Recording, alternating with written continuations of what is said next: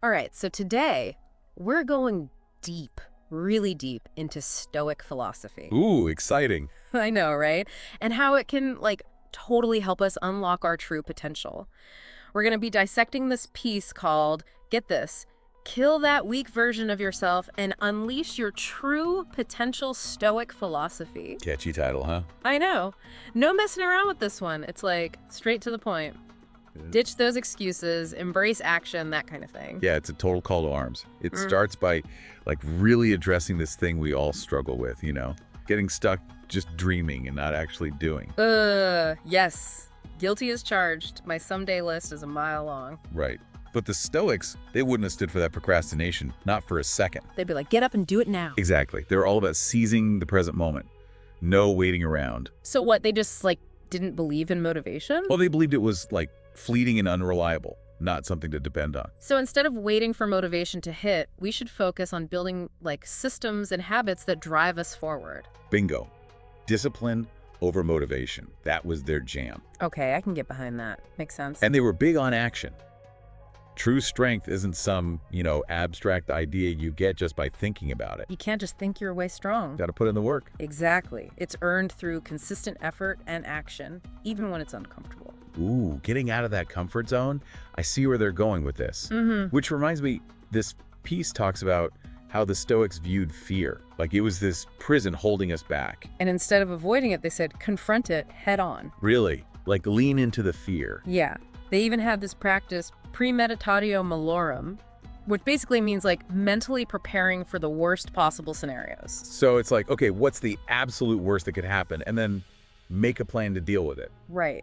It seems counterintuitive, but it can help you, take away fear's power. Okay, so I'm picturing the worst thing, and then I'm coming up with solutions, beforehand. Exactly. It's all about preparation and taking away the element of surprise. And, diminishing that fear's grip. Interesting. So any real-world examples of how this premeditatio malorum thingy could work? Sure. Let's say you're terrified of public speaking, right? Oh, I know someone like that. Instead of avoiding presentations, you could use this practice. Imagine every possible mishap.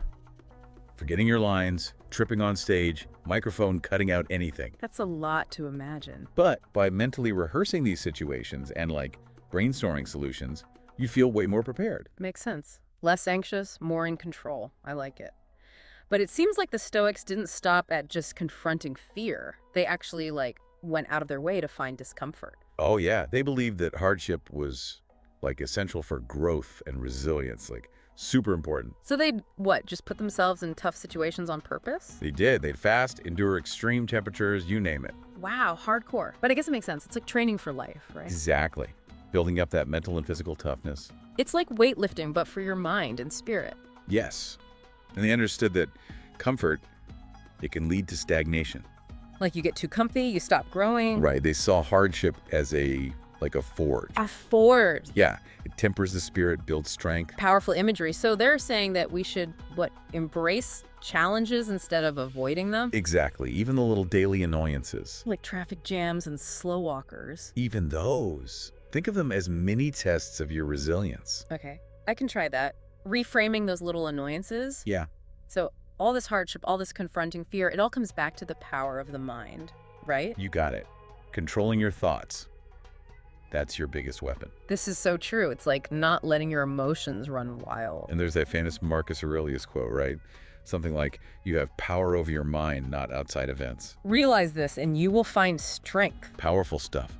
The Stoics believed we're not our thoughts, but the observer of them. Wait, so I'm not my thoughts. Mind blown. Think of it like you have this power to choose which thoughts to focus on and which ones to just let go. So I can, evict those negative thoughts from my mind. Exactly. It's about taking control, not letting them control you. Easier said than done, though, right? Our minds are, constantly bombarded with distractions and negativity. Oh, absolutely. It's a constant process, this self-awareness and discipline thing. So it's like a mental workout. Exactly. The more you train your mind to focus on what you can control, like your reactions, your choices, the less power those outside events have over you. And that leads to, inner peace and strength. You got it. Yeah. And it ties into another big Stoic concept, acceptance. Oh, right. Acceptance. Isn't that a huge part of Stoicism? Accepting reality as it is, even when it's tough. Absolutely. It's not about giving up or resigning yourself to a bad situation. It's not about being passive. Right. It's about being pragmatic, accepting what you can't control and focusing on what you can. So I can't control the fact that my flight is delayed, but I can control how I react to it. Exactly. And remember that Epictetus quote, it's not what happens to you, but how you react to it that matters. Okay, I'm getting it. Acceptance isn't about pretending everything is fine when it's not. It's about acknowledging reality and then choosing how I respond. You got it.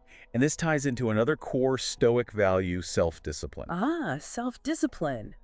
My nemesis. They believed it was the foundation of, self-respect and success. Okay, I can see that, but how on earth do we cultivate that kind of ironclad discipline, especially in this world of, instant gratification? You're telling me. Yeah. It's tough. But the Stoics, they saw discipline as a muscle. A muscle that needs exercise. Yes. The more you use it, the stronger it gets. So it's about making the hard choices, the ones that align with my long-term goals, even if they're not the most fun in the moment. Exactly. Delaying gratification. Building systems that make it easier to choose the harder path. So setting up my environment to minimize distractions, having a routine that supports my goals. All of that. Surrounding yourself with people who support you too. It's like we're designing our lives to support our aspirations. I love that. Designing our lives. And speaking of aspirations, this piece also talks about rejecting mediocrity. Oh, interesting. So not settling for good enough. Right. It's about demanding excellence from ourselves, reaching for our full potential. But not in a, comparing myself to others kind of way, right? Exactly. It's about recognizing your own unique potential and striving to live up to that. So it's about pushing my own boundaries, not someone else's. Exactly. And the Stoics saw this pursuit of excellence not as a burden, but as something that brings deep satisfaction and meaning. That's cool. Aligning my actions with my values, striving to be my best self.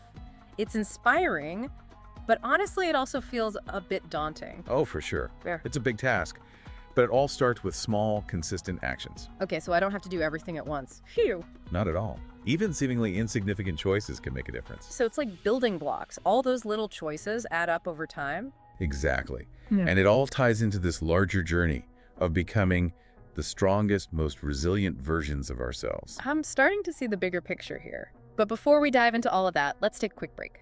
We'll be back with more insights from this fascinating deep dive into Stoic philosophy. We're back, diving deeper into this Stoic wisdom thing, how it can help us, deal with all the crazy stuff life throws at us. Before the break, we were talking about viewing hardship as a chance to grow.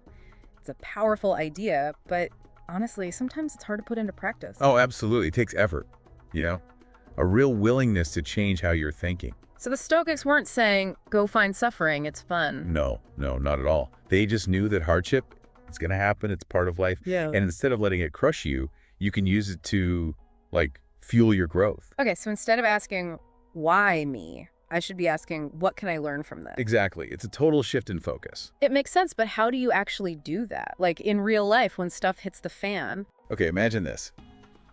You have a setback at work. A project fails. You don't get that promotion you wanted. Oh, been there. Instead of dwelling on the disappointment and letting it get to you, ask yourself, what can I learn? So I can figure out if there are skills I need to work on. Right. Or maybe you realize, hey, this path wasn't right for me anyway. It's about turning that setback into self-reflection and growth. Yes. Focusing on what you can control, your actions, your responses, your improvements. Not wasting energy on things I can't change. Exactly. And that brings us back to this whole relentless effort thing. Real strength doesn't just happen. It takes time, right? Yeah. Consistent effort. You got it. And speaking of time, think about all the distractions we have Oh nowadays. gosh, don't even get me started. Social media, the news, to-do lists, a mile long. It's like a constant battle to stay focused. You're telling me it's a challenge for sure. Of Yep. course, the Stoics, they didn't have smartphones and Twitter. They had it easy. Right. But their teachings, they still apply. They were all about eliminating what they called toxic influences. Toxic influences. So that's anything that gets in the way of us growing and being wise. Exactly. Think of mindless scrolling, negative news, even people who drain your energy. Oh, those energy vampires. Gotta watch out for them. So it's about being really intentional with my time and energy. Yes. The Stoics, they believed that every choice you make, every action you take, it shapes who you become. Deep. So I should be ruthless with my time, focus on what really matters. Think of it like an investment. Are you investing your time in things that align with your values? Ooh, good question. So this ties into self-discipline, right? It's not just about saying no to temptations, but saying yes to things that nourish my mind, body, spirit. Exactly. It's about recognizing that true freedom, it doesn't come from just indulging every whim. It's not about always taking the easy road. Right. It's about mastering yourself, living according to your principles. Powerful stuff. Self-mastery, that's at the core of Stoicism, right? Oh, yeah. They believed that by cultivating virtues like wisdom, justice, courage, temperance, we become more resilient. We become better able to handle those tough times. Exactly. And ultimately more fulfilled. I'm seeing a theme here. Discipline, effort, self-control. It's not about comfort or ease. It's about embracing that growth process even when it's hard. You got it. The Stoics, they saw virtue as the ultimate good. And getting there, it's not going to be a walk in the park. No, the path to virtue, it's paved with obstacles. But those obstacles, they're not stopping you, they're making you stronger. Okay, I love how relevant this is to modern life. We're so used to instant gratification, avoiding discomfort. Right. But the Stoics remind us that true fulfillment comes from that growth process, even the tough parts. It's about facing those challenges head on. Yes. It's about pushing yourself, embracing those challenges that come with a life of meaning and purpose. Speaking of pushing ourselves, this piece also talks about cutting out distractions, not just external ones. Oh yeah, it's not just about putting down your phone. It's about those internal distractions too, the negative thoughts, the self-doubt. Exactly. The Stoics were big on this. You have the power to choose which thoughts you listen to. Wait, so I don't have to believe every thought that pops into my head? Nope. They were all about cultivating awareness of that inner voice. So when those negative thoughts show up, I can just observe them, see them for what they are. Yes. And question them. Are they even true? Are they helpful? And then choose to focus on something more positive. It's like taking control of the narrative in my head. Exactly. Your thoughts, they have a huge influence on how you feel and what you do. If I can master my thoughts, I can master my inner world. And become less reactive to all that external chaos. This is making so much sense. Discipline, embracing challenges, mastering my thoughts, it's all connected. It's all part of this project of becoming the best, strongest, most resilient you. And it's not about being perfect, right? No way. It's about progress, not perfection. Every step you take towards virtue, no matter how small, it's a win. Okay, I like that. Progress, not perfection. Takes the pressure off. Right. It's about the journey, not just the destination. But sometimes that journey can feel overwhelming. Oh, tell me about it. Where do I even begin? Well, remember, we're all works in progress. The Stoics saw life as this ongoing process. We're always learning, always growing. Exactly. You never really arrive. You're always striving to be better. And that's where the whole living in the present moment thing comes in, right? Yes. Focus on what you can do today, right now, to move towards your goals. Not dwelling on the past or worrying about the future. Exactly. That's just a recipe for anxiety. It's about making each moment count. Yes. Be present, be engaged in your life, appreciate the good stuff. Speaking of good stuff, I'm curious, how did the Stoics view success? Was it all about achievements and recognition? You know, they weren't really into that. True success, for them, it wasn't about external validation or fancy stuff. It was about inner peace and fulfillment. Exactly. Yeah. Living a virtuous life, that was the ultimate goal. So, not chasing fame or fortune, but aligning my actions with my values. Yes. Striving to be the best version of yourself. It's a pretty different way of looking at things. Especially in a world that's obsessed with, external markers of success. Right. But the Stoics, they challenged us to redefine success on our own terms. Based on what truly matters to me. Exactly. Yeah. Because that outer validation, it's fleeting. Inner peace, that's where the real fulfillment is. Okay, now I'm really seeing how this ties into killing that weak version of ourselves, letting go of the stuff that holds me back. Yes. The insecurities, the limiting beliefs, the need to please everyone. And stepping into my true potential. You got it. Recognizing that you have the power to choose who you want to be. It's a powerful choice. I'm not defined by my weaknesses. I can rise above them. And this brings us back to action. The Stoics believe that knowledge without action, it's useless. You can't just talk the talk, you gotta walk the walk. Exactly. It's not enough to understand these principles, you have to put them into practice. So it's not enough to just listen to this deep dive. I gotta actually do something. I hate to break it to you, but yes. It's about taking what we've learned and making real changes. Okay, I'm ready for the challenge. How do I bridge that gap between understanding and action? It's one thing to get it intellectually. But another to actually live it. Right. And the Stoics knew this.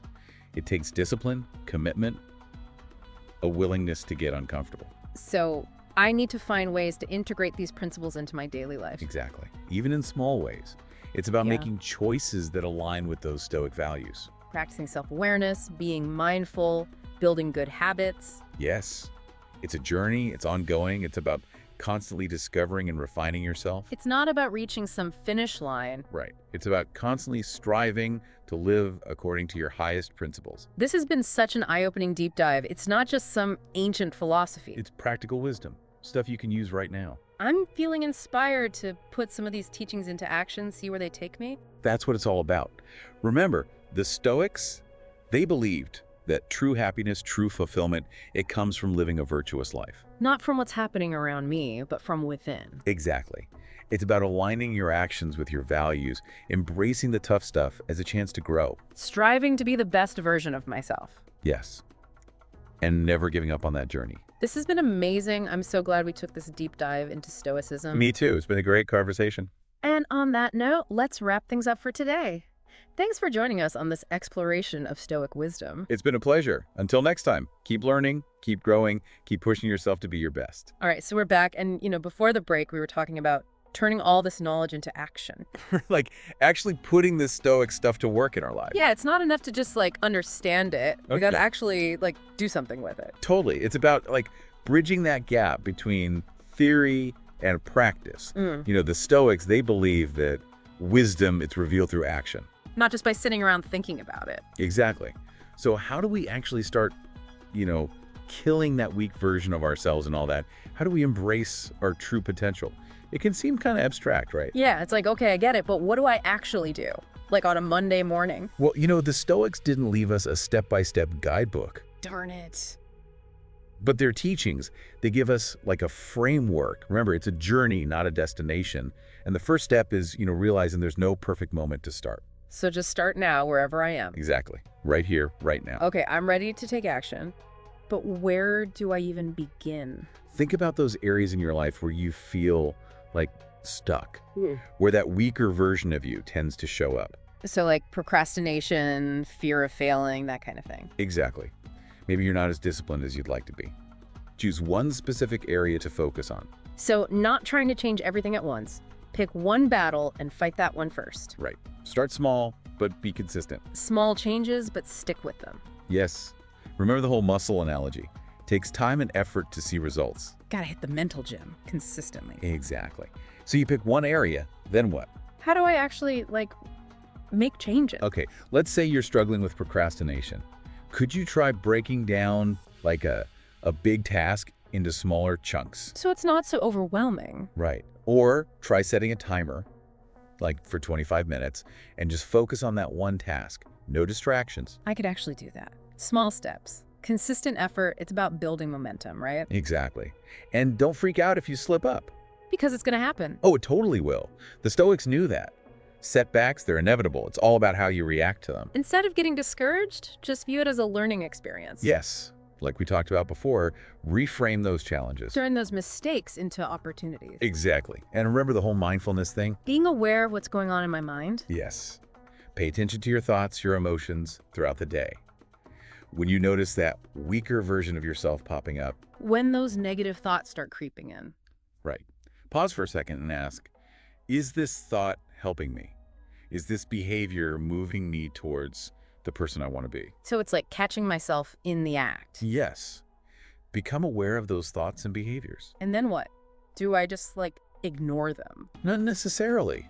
The Stoics weren't about suppressing your emotions. It's more about observing them. Without judgment. Exactly. Yeah. See them for what they are and then choose a better way to respond. Okay, so I'm observing my thoughts and emotions, choosing a more constructive response, taking small steps towards my goals. It's starting to feel a bit more doable. You got it. And think about the environment you're creating for yourself, too. My environment. What does that have to do with anything? Well, the Stoics, they believed that our surroundings, they have a big impact on how we think and behave. So if I'm trying to eat healthier, I shouldn't have a cupboard full of junk food. Exactly. Yeah. Set yourself up for success. If you're trying to focus on work, eliminate distractions. Turn off those notifications, shut down the email. Right. If you're trying to be more mindful, create a space for meditation. Design your environment to support those goals. I love that. It's like we're architects of our own lives. I love that analogy too. And what about the people you surround yourself with? Oh, right. The company we keep, that matters too, right? Oh, absolutely. We're social creatures, you know? Yeah. The Stoics, they knew that the people we spend time with, they influence us. So if I'm hanging out with people who are always negative or gossiping or whatever, it's going to be harder for me to stay on track. It's not about, like, judging people or ditching your friends. It's about being aware of the energy you're letting into your life. Like choosing to be around people who lift me up, not drag me down. Yes. Seek out those relationships that inspire you. Be mindful of how different people affect you. Okay, so it's not just about my thoughts and actions, it's about my environment and my relationships too. It's like a whole life approach. You got it. It's about taking all these Stoic principles and weaving them into the fabric of your life. And remembering that it's a journey. Always a journey. There will be bumps along the way, for sure. But the important thing is to keep moving forward. Even if it's just one tiny step at a time, that's what matters. Wow, this deep dive into Stoicism has been, like, seriously mind-blowing. It's given me so much to think about, so many new tools to work with. I'm so glad to hear that. You know, the Stoics believe that true happiness, true fulfillment, it comes from living a virtuous life. And that's something we all have the power to do. Absolutely. It's about aligning your actions with your values, embracing those challenges, and striving to be the best version of yourself. It's been so inspiring learning all about this. It's been a great conversation, and I hope our listeners are feeling inspired too. I hope they're ready to take action. So as we wrap things up, I want to leave everyone with a challenge. Yes. What's one small thing you can do today to start, killing that weak version of yourself? What one step, no matter how small, will you take to move closer to the person you want to be? Remember, every journey starts with that first step. And the Stoics, they believed that we all have this incredible potential for greatness inside of us. It's up to us to nurture that potential, to embrace the challenges, and never give up on becoming the strongest, most resilient versions of ourselves. So until next time, keep exploring, keep growing, and keep striving to be your best.